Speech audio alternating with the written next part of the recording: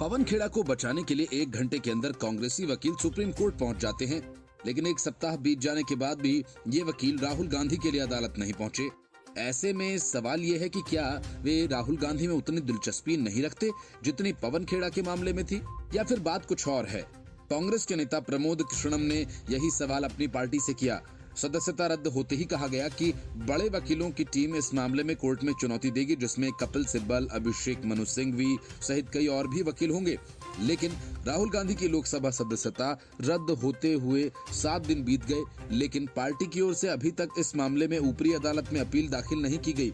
इसे लेकर अब कांग्रेस के ही नेता आचार्य प्रमोद कृष्णम ने अपनी ही पार्टी पर निशाना साधा और कहा, कांग्रेस अपने सबसे बड़े नेता के लिए 1 हफ्ते में कोर्ट में अपील भी दाखिल नहीं कर सकी।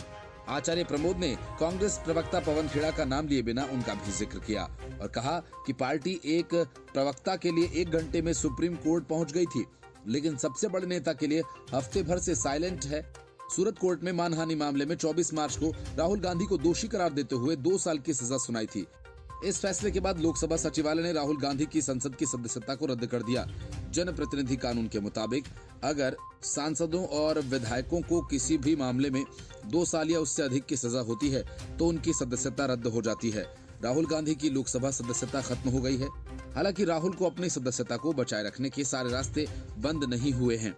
वो अपनी राहत के लिए हाईकोर्ट में चुनौती दे सकते हैं, जहां अगर सूरत सेशन कोर्ट के फैसले पर स्टे लग जाता है तो सदस्यता बच सकती है।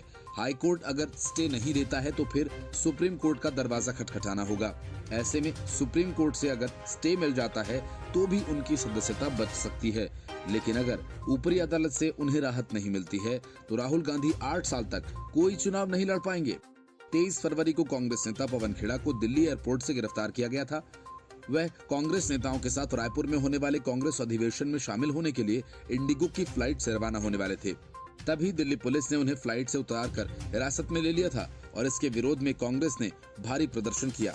कांग्रेसी नेता पवन खेड़ा की गिरफ्तारी के विरोध में एयरपोर्ट पर ही धरने पर बैठ गए। हालांकि थोड़ी देर बाद ही सुप्रीम कोर्ट से पवन खेड़ा को जमानत मिल गई। राहुल गांधी ने कर्नाटक में 2019 लोकसभा चुनाव से पहले ये बयान दिया था। इस मामले में सूरत कोर्ट ने राहुल गांधी को 15,000 रुपए के निजी मुचलके पर जमानत देते हुए सजा को 30 दिन के लिए सस्पेंड कर दिया। इस दौरान राहुल गांधी ऊपरी अदालत में सजा को चुनौती दे सकते हैं। कोर्ट ने अपने 170 पेज के फैसले में कहा, आरोपी खुद सांसद हैं और सुप्रीम कोर्ट की सलाह के बाद भी आचरण में कोई बदलाव नहीं आया।